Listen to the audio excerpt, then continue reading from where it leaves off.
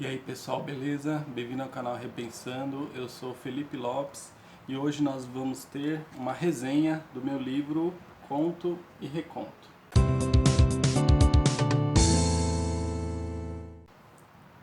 Então, eu não gosto de falar daquilo que eu escrevo, porque eu acho que não é não é papel do autor ficar dando explicação sobre aquilo que escreveu. Eu acho que o que o autor queria ter dito, ele tem que ter colocado no texto, né? Se não está no texto, aí problema dele. Então, eu não quero fazer uma resenha do livro, mas teve um amigo meu, o Eduardo Kawamura, da Versos Encantos, que fez a resenha e estou trazendo aqui para vocês. Certo? Ele vai fazer um comentário geral do livro e vai analisar um dos contos, que se chama O Feijão e as Nuvens. Antes de colocar a resenha dele aqui, eu quero pedir para vocês acompanharem a Versos Encantos nas redes sociais, porque eles são uma editora, né? Foi a editora que publicou o livro, aqui ó, Versos Encantos.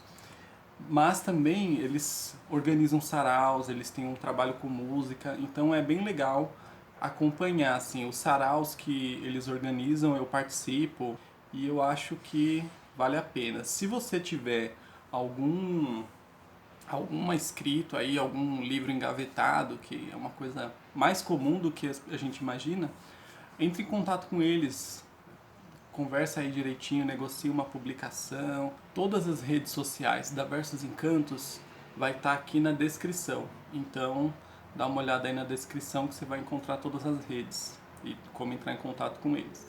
Então é isso, não vou falar muito, fiquem aí com a resenha e aproveitem. Qualquer comentário aí coloca aqui embaixo. Fala aí, gente, beleza? Tudo bem? Então, meu nome é Eduardo, né? Eduardo Kawamura. Eu articulo a editora Versos Encantos junto com a Laís Oliveira. Eu sou professor, sou formado em letras, pesquiso literatura faz alguns anos e desde 2017 a gente tem publicado alguns autores aí de forma independente. Então, desde então a gente tem articulado aí uma editora que a gente, né, que a gente tem muito prazer em estar apresentando alguns autores novos aí para que as pessoas conheçam, para que a gente possa alimentar a literatura. Tem um autor que nós lançamos no ano passado, que o nome dele é Felipe Lopes. Eu vou colocar a capa do livro dele aqui, ó, né? Então, o Felipe Lopes, ele veio conversar comigo, né? Ele tinha alguns textos e tinha o desejo de publicar, transformar esses textos em livros. E a partir dessa conversa, né, não foi imediata, a gente ficou estudando bastante, eu li os textos, comentei, falei com ele, e nós conseguimos aí no final do ano passado fazer esse material que saiu nesse livro que chama Conto e Reconto. É um livro fantástico, fabuloso, né? Que eu vou falar um pouquinho sobre esse livro nesse vídeo aqui. Vou tentar ser o mais breve possível. É difícil ser breve falando sobre literatura, mas eu vou tentar. O Felipe, ele é um professor, né, da Prefeitura de São Paulo aqui, professor de língua portuguesa, excelente professor e um amante de literatura, e também ele é formado em filosofia. Então ele é um filósofo e ele é um estudante aí de língua portuguesa e de literatura, muito conhecimento nessas duas áreas. E o que traz esse livro Conto e Reconto? Qual que é a proposta, né? O livro Conto e Reconto, ele é um livro que ele dialoga, né? Então ele é um livro feito para dialogar com outras com outros elementos aí do universo literário. Então, ler o livro do Felipe, você vai de cara, você vai perceber várias referências, né, com elementos da literatura universal. Tem algo que é muito explícito, e isso é talvez uma das vontades do autor, né? De trazer o diálogo com literatura infantil. Então você vai ler, você vai encontrar Pequena Sereia, você vai encontrar o João e o Pé de Feijão, uma série a Bela e a Fera, uma série de contos infantis, porém, eles não estão sendo reescritos, né? Eles estão servindo como motivo, como se fosse um mote para ele desenvolver as narrativas, que são narrativas tensas, pesadas, né? Com um tensionamento psicológico muito forte. Então, a primeira aventura desse livro é você vai descobrir esse diálogo com outros textos, né? Isso é uma coisa que é talvez uma das coisas mais legais que tem nessa leitura. Porém, o diálogo não termina ali, né? Não termina em encontrar os outros textos com quem ele dialoga. Esse livro também, o Felipe, quando ele compôs, ele também trouxe pra gente muito das referências literárias que ele tem, né? Então, lê o livro, você encontra aí muito do que a gente chama de literatura contemporânea, linguagem, né? Uma linguagem que ela se dá a partir do fluxo de consciência, são narrativas com um tensionamento psicológico muito forte, né? E isso se dá a partir do uso estilístico e da forma como ele usa a linguagem. Então você percebe muita influência ali, principalmente de Clarice Lispector, muita coisa que você fala assim, poxa, lembra bastante Guimarães Rosa. Então são referências literárias que são incríveis, né? Então, para esse livro, se eu fosse falar do livro inteiro, eu ia demorar uma vida, né? Mas tem um conto aqui que, dentre outros, não é nem o que eu mais gosto, mas é o que eu resolvi falar, que é o conto que se chama é o conto que se chama O Feijão e as Nuvens, né?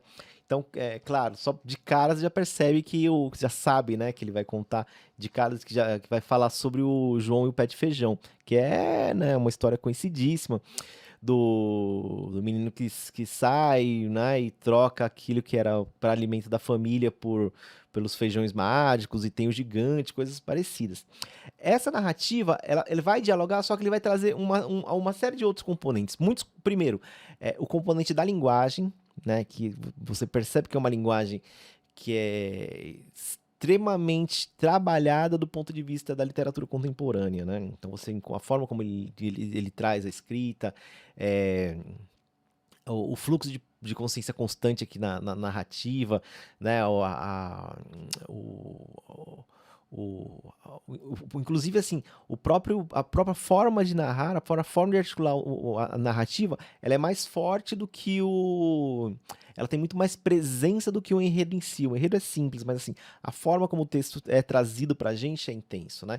Então, a história é bem simples, é de um menino que ele lógico que ele vai dialogar com o João Pé de Feijão, mas é um menino que ele tem condições sociais, né, de miséria, né, passando fome com a família, e ele tem ele relata em alguns momentos, né, fome, sofrimento, desemprego da mãe, o abandono, o pai não vivia mais com eles, e ele sai para comprar alimento, e ele fica diante de uma livraria, e entre comprar o livro que ele vê na livraria e comprar a comida, então o que ele faz? Ele vai lá e compra o livro verde, né? Esse livro verde traz uma história, né, de um gigante que oprime os cidadãos daquela cidade fictícia lá do livro verde. E no fim das contas, né, o menino não volta para casa, ele fica ali debaixo da árvore. Depois de algum tempo, alguns dias, a mãe dele vai procurar esse menino e encontra o garoto, né, delirando. E na continuidade do livro a gente percebe, diz pra gente, continua dizendo, né, que na conclusão do conto, que o, o menino ele aparece já depois de grande, né, já vários anos depois, e com os mesmos delírios, né, já falando, vai na praça com o livro verde debaixo do braço, dizendo que o gigante volta vai cair do céu e vai enfim, né, vai destruir a gente, coisas parecidas. O conto em si, o enredo é simples, mas ele traz pra gente o que é legal desse conto, são as tensões, né? E isso é muito claro pra gente, que é o distanciamento da gente de todas as coisas. E esse livro, a tensão dele é social, que o menino, a narrativa inteira, ele é distanciado de algo. Então, primeiro ele está diante da vitrine, né? E a vitrine separa ele daquilo que ele quer, que é o objeto, que é o livro. Passam os carros, então é o outro, né? Que também está distante dele, porque o mundo inteiro tá dividido, tem uma divisão, que é essa divisão social. Ele entra o único objeto que ele consegue entrar em conjunção é o livro, né? E esse livro faz com que ele pense, que ele faça algumas reflexões, né? Só que qual que é a questão? Ao mesmo tempo que ele entra, né, em contato com aquilo que seria uma nova realidade para ele se distancia, né, de uma realidade de fato. Então, o livro traz pra gente essa relação entre a própria a conjunção com algo e a mesma coisa, e ao mesmo tempo o distanciamento da realidade. Então, o menino enlouquecer, né, acaba sendo a forma dele de encontrar algum vínculo com alguma coisa. No contexto geral da obra, esse vínculo ele é o vínculo da insanidade. Esse contexto da insanidade se encontra em vários contos do Guimarães Rosa, né? E principalmente no Recado do Morro, tem coisas muito legais lá, que dá pra gente ler lá e ler aqui também. Então, é uma aventura ler o livro do Felipe, fica aí uma indicação de leitura. Quem puder, né, falar com ele, vou deixar o contato, né, para comprar o livro com o próprio autor. Se quiser, pode pedir pra gente, é uma recomendação de leitura aí de fim de ano, se você quiser dar de presente para alguém e tal. É um livro que vale muito a pena, né? Eu gostei muito de ler, gostei muito. É um livro que eu tenho muito prazer em oferecer para as pessoas, né? Porque é um livro muito bom. E acho que é um pouco disso aí, tá legal?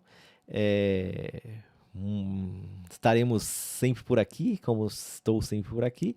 E um super, né, beijo aí para todo mundo aí que acompanhou. Um abraço e beijo.